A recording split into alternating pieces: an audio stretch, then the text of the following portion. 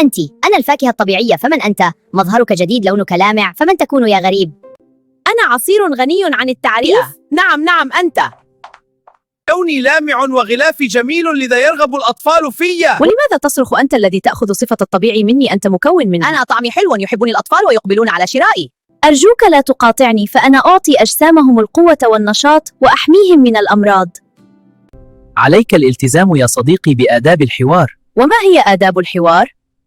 الإصغاء، التكلم بصوت هادئ، عدم مقاطعة الآخرين. أوعدك أن ألتزم بها إن شاء الله. هيا نلعب لعبة موافق أو غير موافق. هل أنت جاهز يا صديقي؟ هيا فلنبدأ، بسم الله. أصغي إلى الآخرين باهتمام. موافق. أحتفظ بهدوئي أثناء الحوار. موافق.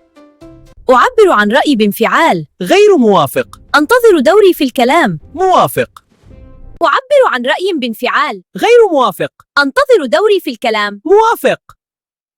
أحاور أصدقائي في معلوماتي. موافق. أقاطع رفيقي أثناء حديثه. غير موافق.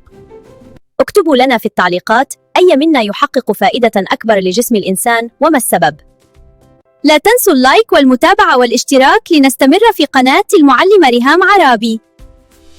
أخطاء وعثرات. أخطاء وعثرات. أخطاء وعثرات. خذ هذا. أوه، انكسر. حان وقت إزالة هذا العصير المصنع. كلا، غيره أفضل. انتصرت.